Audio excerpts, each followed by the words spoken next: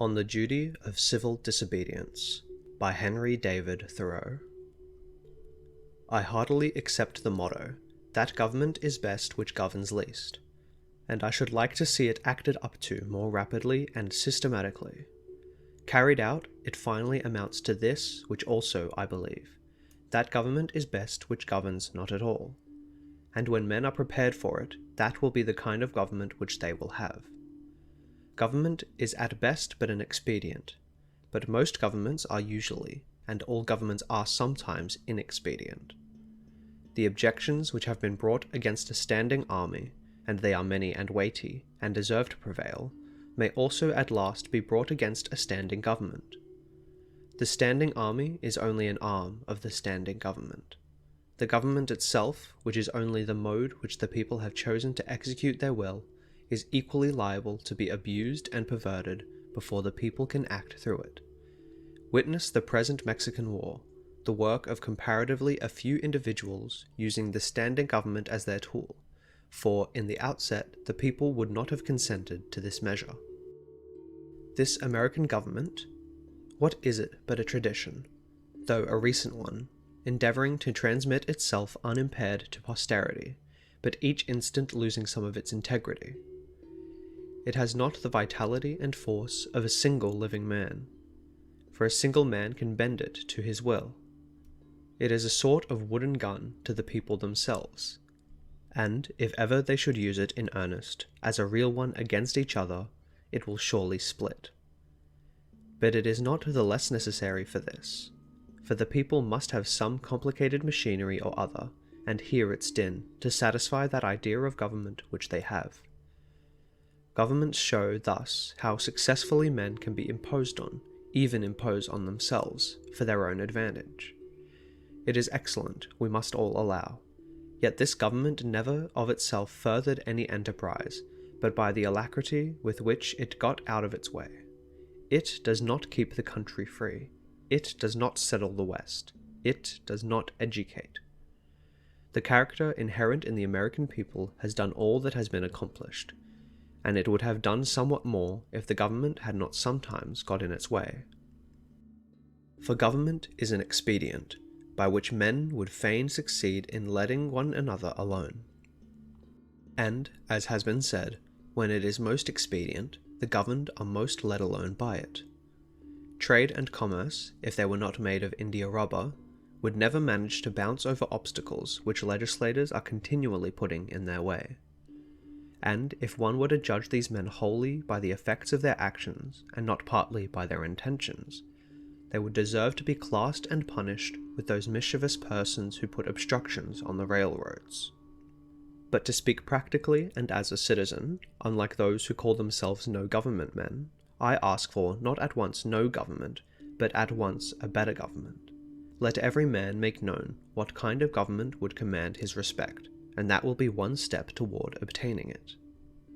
After all, the practical reason why, when the power is once in the hands of the people, a majority are permitted, and for a long period continue to rule, is not because they are most likely to be in the right, nor because this seems fairest to the minority, but because they are physically the strongest.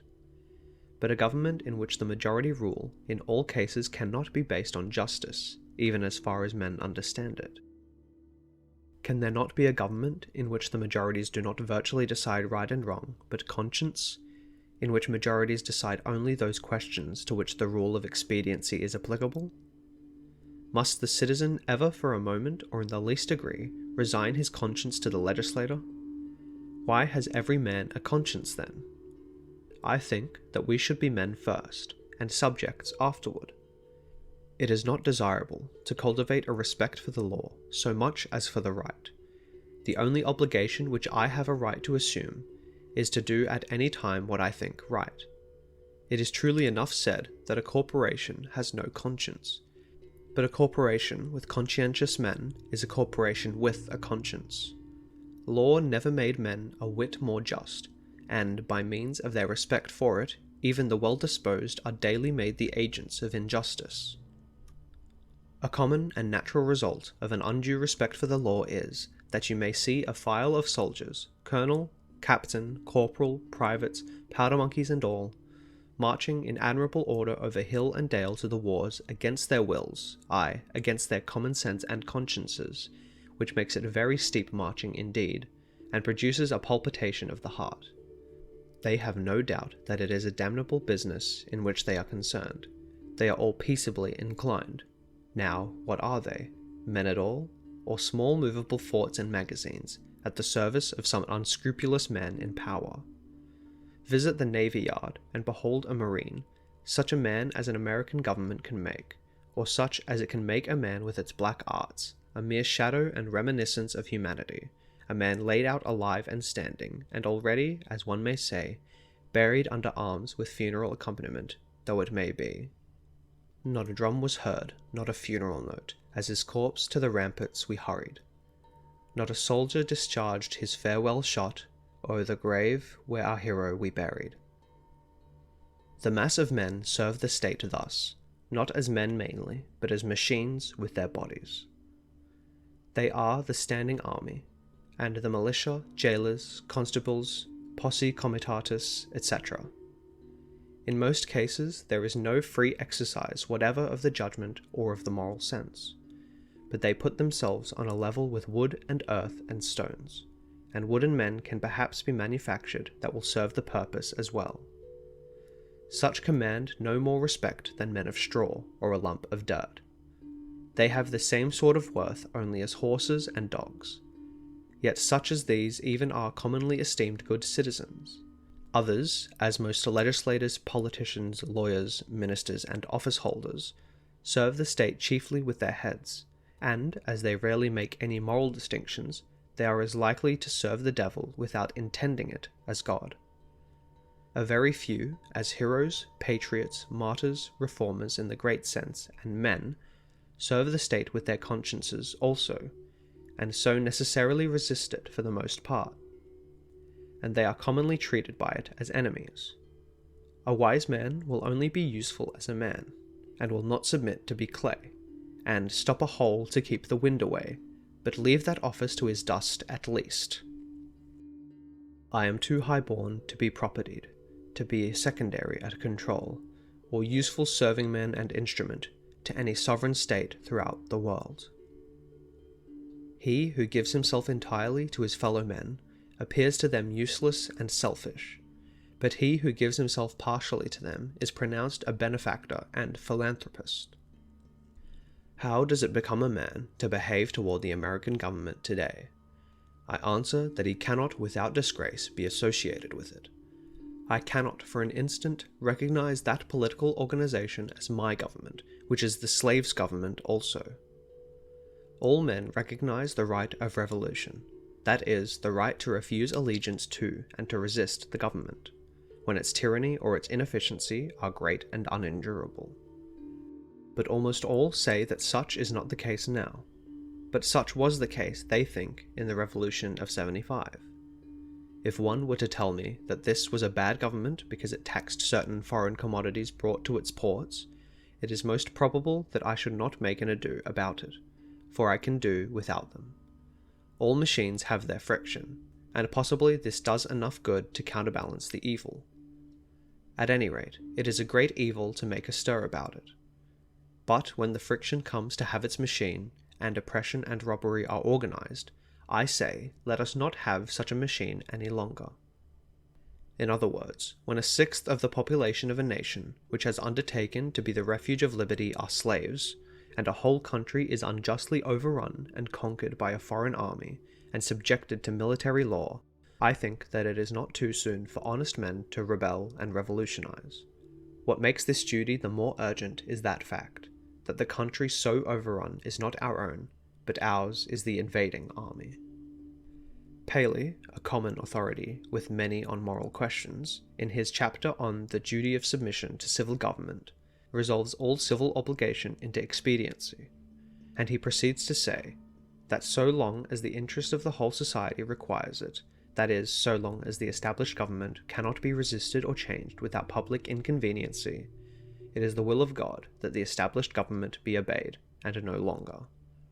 This principle being admitted, the justice of every particular case of resistance is reduced to a computation of the quantity of the danger and grievance on the one side, and of the probability and expense of redressing it on the other. Of this, he says, every man shall judge for himself, but Paley appears never to have contemplated those cases to which the rule of expediency does not apply, in which a people as well as an individual must do justice, cost what it may. If I have unjustly wrested a plank from a drowning man, I must restore it to him though I drown myself. This, according to Paley, would be inconvenient. But he that would save his life in such a case shall lose it. This people must cease to hold slaves and to make war in Mexico, though it cost them their existence as a people. In their practice, nations agree with Paley, but does anyone think that Massachusetts does exactly what is right at the present crisis? A drab of state, a cloth of silver slut, to have her train borne up and her sole trail in the dirt. Practically speaking, the opponents to a reform in Massachusetts are not 100,000 politicians at the South, but 100,000 merchants and farmers here, who are more interested in commerce and agriculture than they are in humanity, and are not prepared to do justice to the slave and to Mexico, cost what it may. I quarrel not with far-off foes, but with those who, near at home, cooperate with and do the bidding of those far away, and without whom the latter would be harmless. We are accustomed to say that the mass of men are unprepared, but improvement is slow, because the few are not materially wiser or better than the many. It is not so important that many should be as good as you, as that there be some absolute goodness somewhere, for that will leaven the whole lump.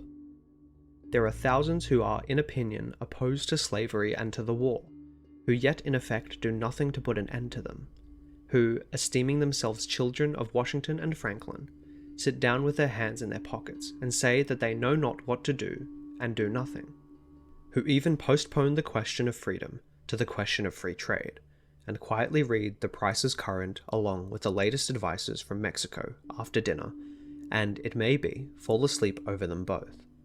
What is the price current of an honest man and patriot today? They hesitate, and they regret, and sometimes they petition, but they do nothing in earnest and with effect. They will wait, well disposed, for others to remedy the evil, that they may no longer have it to regret. At most, they give only a cheap vote, and a feeble countenance and Godspeed to the right as it goes by them. There are 999 patrons of virtue to one virtuous man, but it is easier to deal with the real possessor of a thing than with the temporary guardian of it. All voting is a sort of gaming, like checkers or backgammon, with a slight moral tinge to it, a playing with right and wrong, with moral questions, and betting naturally accompanies it. The character of the voters is not staked. I cast my vote, perchance, as I think right, but I am not vitally concerned that that right should prevail. I am willing to leave it to the majority. Its obligation, therefore, never exceeds that of expediency.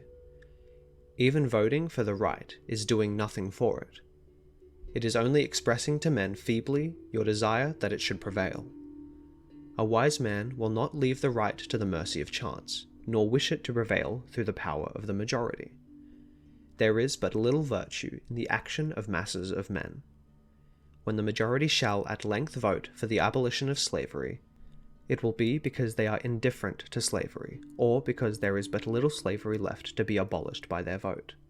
They will then be the only slaves. Only his vote can hasten the abolition of slavery, who asserts his own freedom by his vote.